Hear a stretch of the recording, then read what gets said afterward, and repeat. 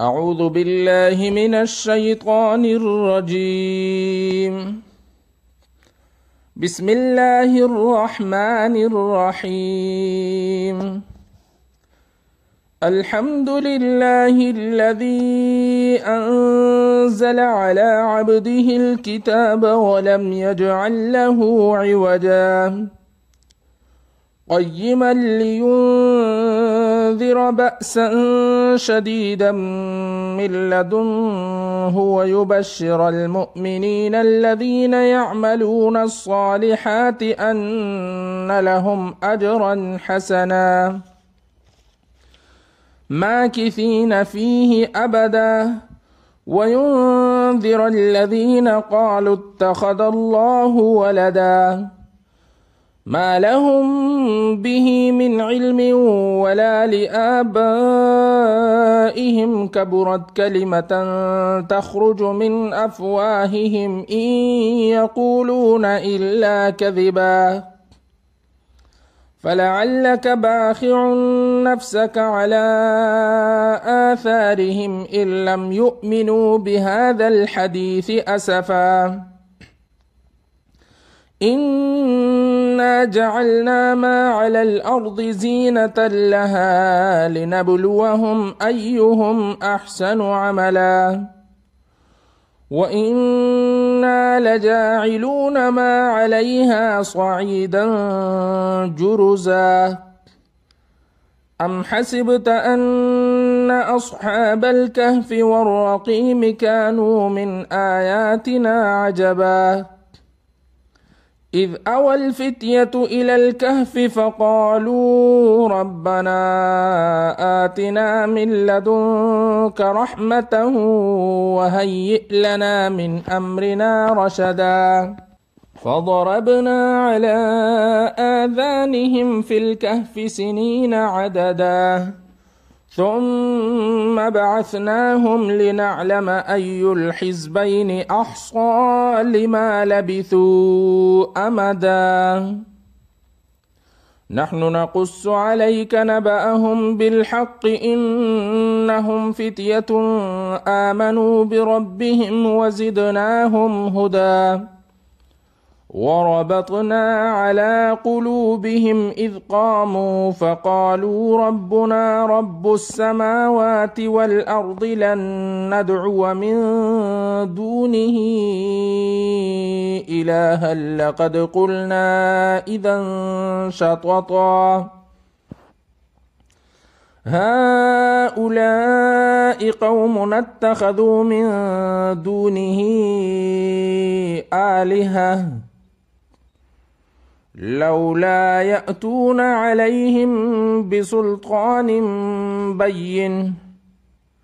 فمن أظلم ممن افترى على الله كذبا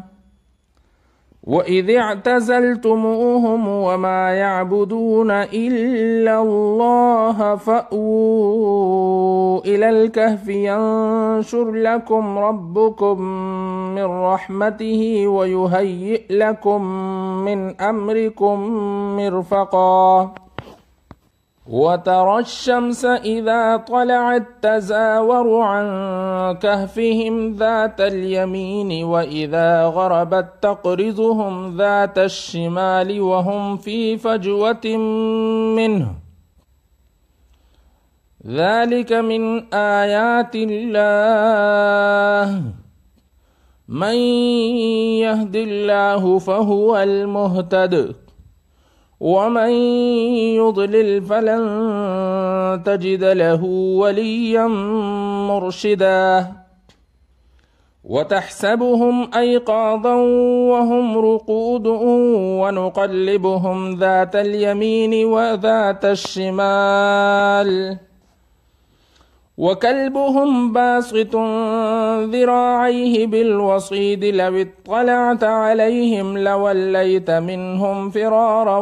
ولملئت منهم رعبا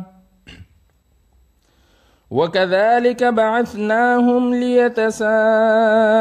بينهم قال قائل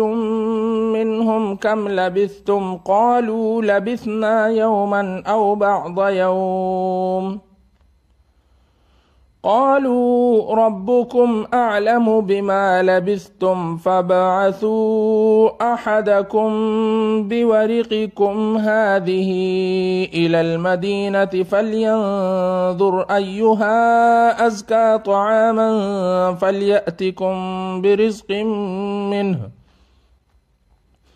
فليأتكم برزق منه وليتلطف ولا يشعرن بكم أحدا إنهم إن يظهروا عليكم يرجموكم أو يعيدوكم في ملتهم ولن تفلحوا إذا أبدا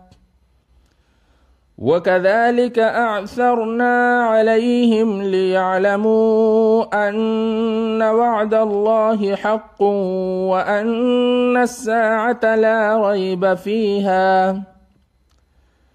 إذ يتنازعون بينهم أمرهم فقالوا بنوا عليهم بنيانا ربهم أعلم بهم قال الذين غلبوا على أمرهم لنتخذن عليهم مسجدا سيقولون ثلاثة رابعهم كلبهم ويقولون خمسة سادسهم كلبهم رجما بالغيب ويقولون سبعة وثامنهم كلبهم قل ربي أعلم بعدتهم ما يعلمهم إلا قليل فلا تمار فيهم إلا مراء ظاهرا ولا تستفت فيهم منهم أحدا ولا تقولن لشيء إني فاعل ذلك غدا إلا أن يشاء الله واذكر ربك إذا نسيت وقل عسى أن يهديني ربي لأقرب من هذا رشدا ولبثوا في كهفهم 300 سنين وازدادوا 9 قل الله أعلم بما لبثوا له غيب السماوات والأرض أبصر به وأسمع ما لهم من دونه من ولي ولا يشرك في حكمه أحدا واتل ما أوحي إليك من كتاب ربك لا مبدل لكلماته ولن تجد من دونه ملتحدا واصبر نفسك مع الذين يدعون ربهم بالغداة والعشي يريدون وجهه ولا تعد عيناك عنهم تريد زينة الحياة الدنيا ولا تطع من أغفلنا قلبه عن ذكرنا واتبع هواه وكان أمره فرطا وقل الحق من ربكم فمن شاء فليؤمن ومن شاء فليكفر إنا أعتدنا للظالمين نارا أحاط بهم سرادقها وإن يستغيثوا يغاثوا بماء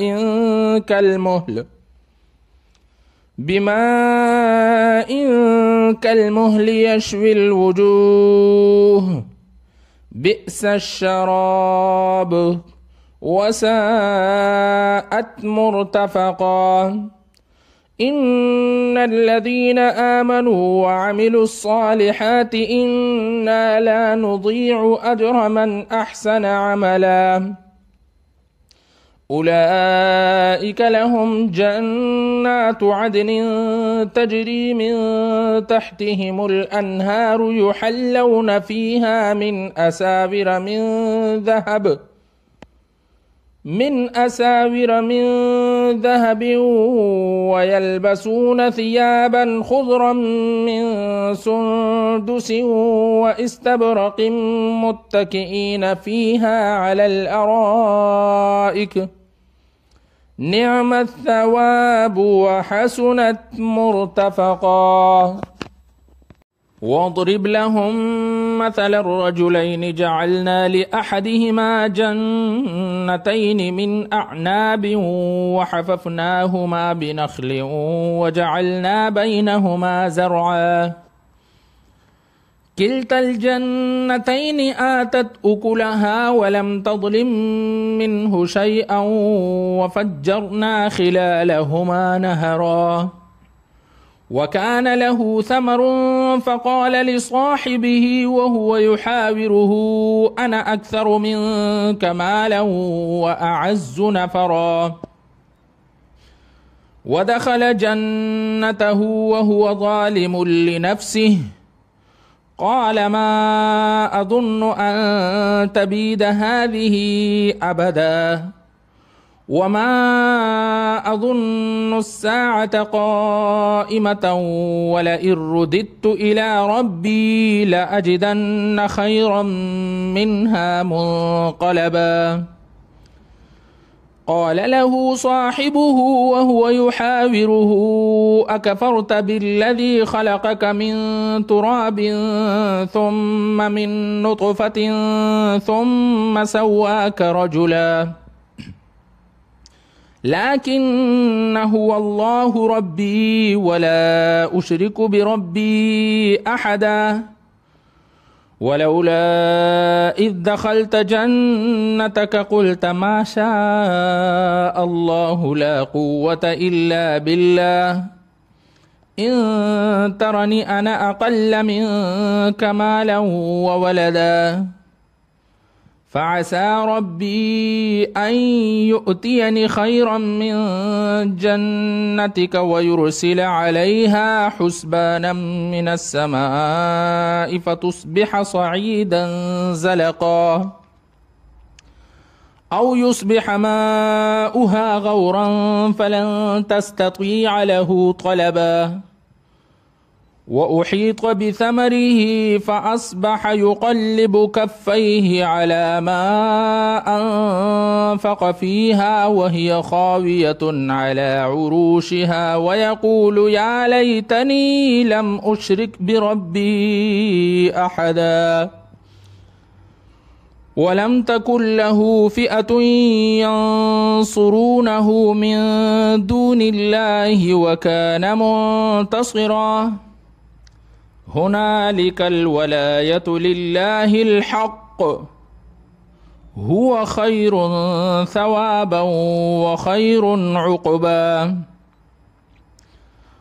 واضرب لهم مثل الحياة الدنيا كماء إن أنزلناه من السماء فاختلط به نبات الأرض فأصبح هشيما تذروه الرياح وكان الله على كل شيء مقتدرا. المال والبنون زينة الحياة الدنيا والباقيات الصالحات خير عند ربك ثوابا وخير أملا. ويوم نسير الجبال وترى الأرض بارزة وحشرناهم فلم نغادر منهم أحدا وعرضوا على ربك صفا لقد جئتمونا كما خلقناكم أول مرة بل زعمتم أن لن نجعل لكم موعدا.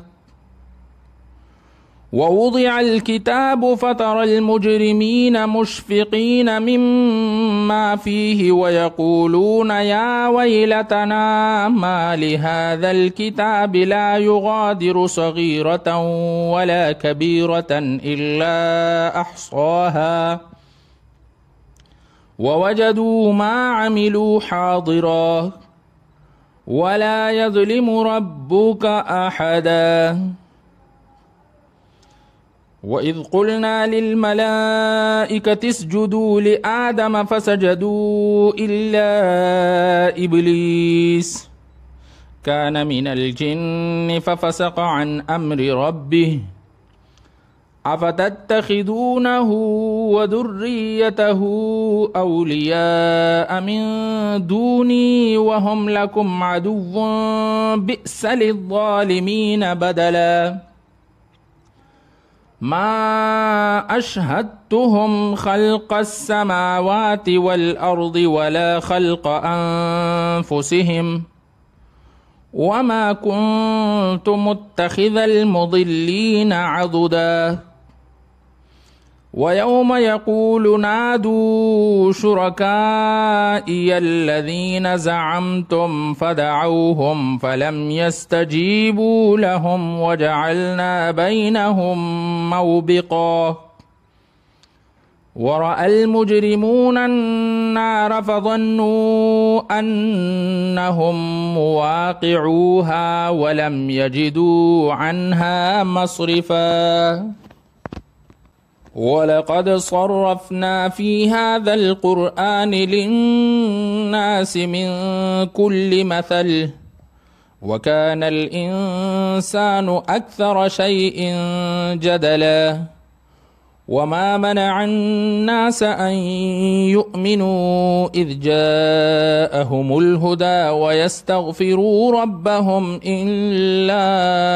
أن تأتيهم سنة الأولين أو يأتيهم العذاب قبلا. وما نرسل المرسلين إلا مبشرين ومنذرين.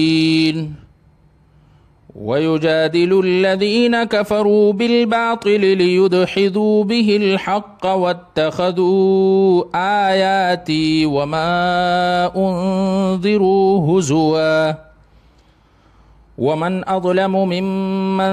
ذكر بآيات ربه فأعرض عنها ونسي ما قدمت يداه. إنا جعلنا على قلوبهم أكنة أن يفقهوه وفي آذانهم وقرا وإن تدعهم إلى الهدى فلن يهتدوا إذا أبدا. وربك الغفور ذو الرحمة لو يؤاخذهم بما كسبوا لعجل لهم العذاب بل لهم موعد لن يجدوا من دونه موئلا. وتلك القرى أهلكناهم لما ظلموا وجعلنا لمهلكهم موعدا. وإذ قال موسى لفتاه لا أبرح حتى أبلغ مجمع البحرين أو أمضي حقبا فلما بلغا مجمع بينهما نسيا حوتهما فاتخذ سبيله في البحر سربا. فلما جاوزا قال لفتاه آتنا غداءنا لقد لقينا من سفرنا هذا نصبا. قال أرأيت إذ أوينا إلى الصخرة فإني نسيت الحوت وما أنسانيه إلا الشيطان أن أذكره واتخذ سبيله في البحر عجبا.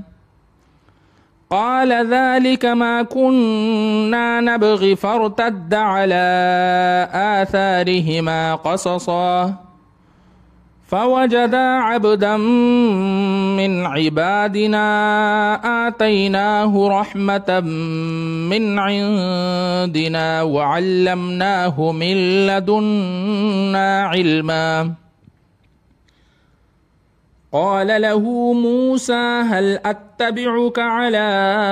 أن تعلمني مما علمت رشدا قال إنك لن تستطيع معي صبرا وكيف تصبر على ما لم تحط به خبرا قال ستجدني إن شاء الله صابرا ولا أعصي لك أمرا قال فإن اتبعتني فلا تسألني عن شيء حتى أحدث لك منه ذكرا فانطلقا حتى إذا ركبا في السفينة خرقها قال أخرقتها لتغرق أهلها لقد جئت شيئا إمرا قال لم أقل إنك لن تستطيع معي صبرا قال ألم أقل إنك لن تستطيع معي صبرا قال لا تؤاخذني بما نسيت ولا ترهقني من أمري عسرا فانطلقا حتى إذا لقيا غلاما فقتله قال أقتلت نفسا زكية بغير نفس لقد جئت شيئا نكرا قال ألم أقل لك إنك لن تستطيع معي صبرا قال إن سألتك عن شيء بعدها فلا تصاحبني قد بلغت من لدني عذرا فانطلقا حتى إذا أتيا أهل قرية استطعما أهلها فأبوا أن يضيفوهما فوجدا فيها جدارا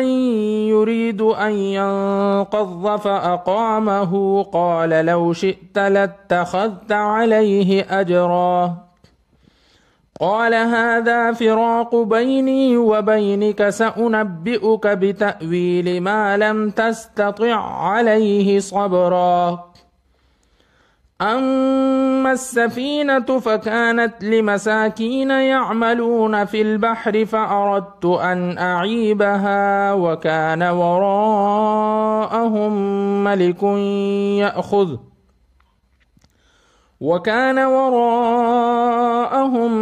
ملك يأخذ كل سفينة غصبا وأما الغلام فكان أبواه مؤمنين فخشينا أن يرهقهما طغيانا وكفرا فأردنا أن يبدلهما ربهما خيرا منه زكاة وأقرب رحما وأما الجدار فكان لغلامين يتيمين في المدينة وكان تحته كنز لهما وكان أبوهما صالحا فأراد ربك أن يبلغا أشدهما ويستخرجا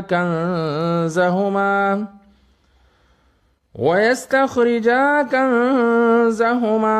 رحمة من ربك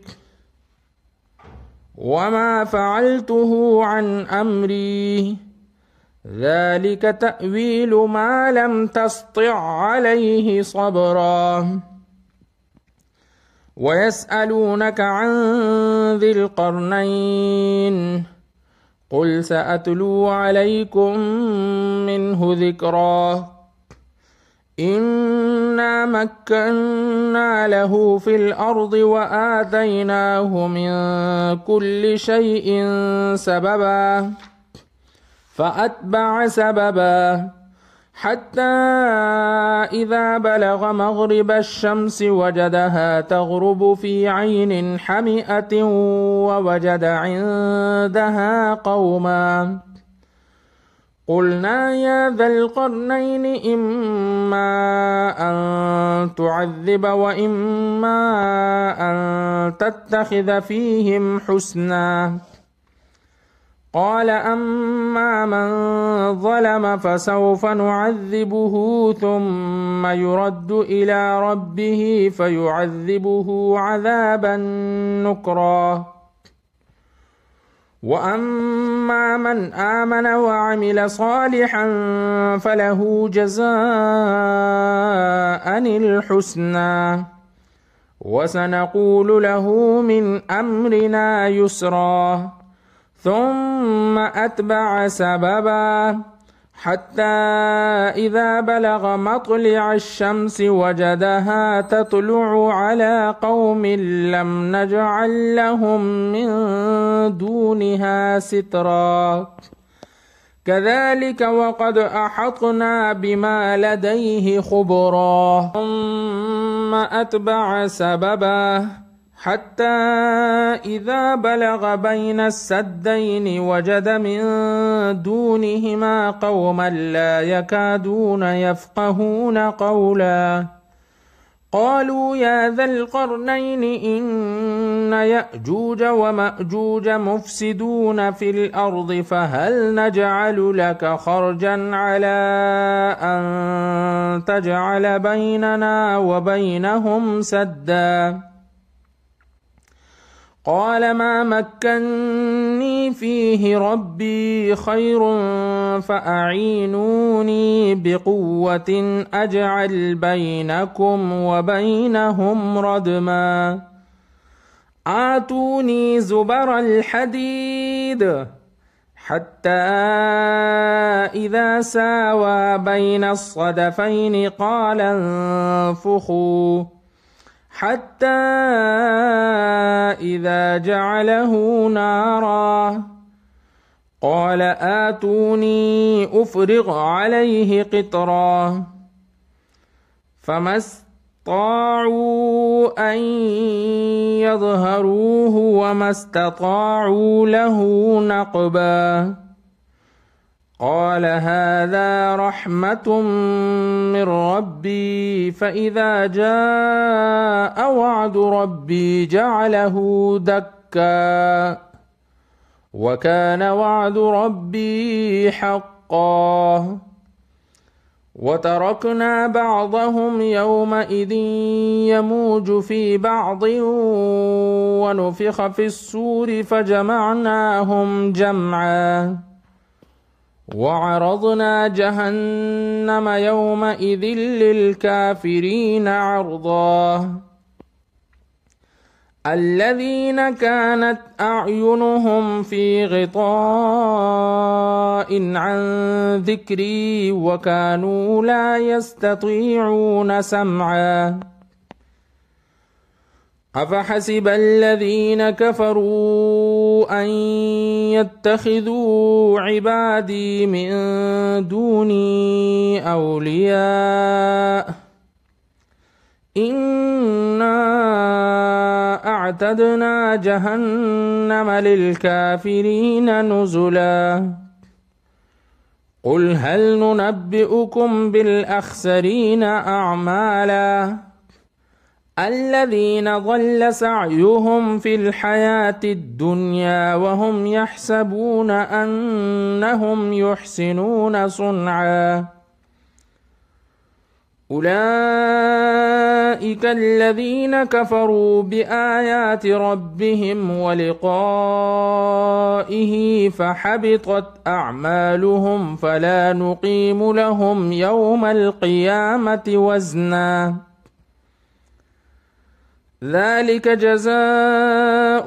جهنم بما كفروا واتخذوا آياتي ورسلي هزوا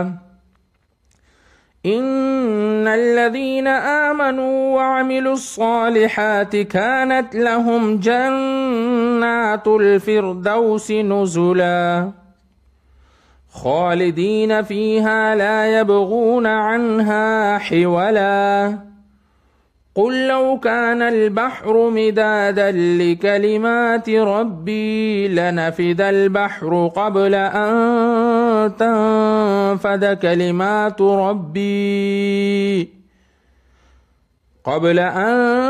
تنفد كلمات ربي ولو جئنا بمثله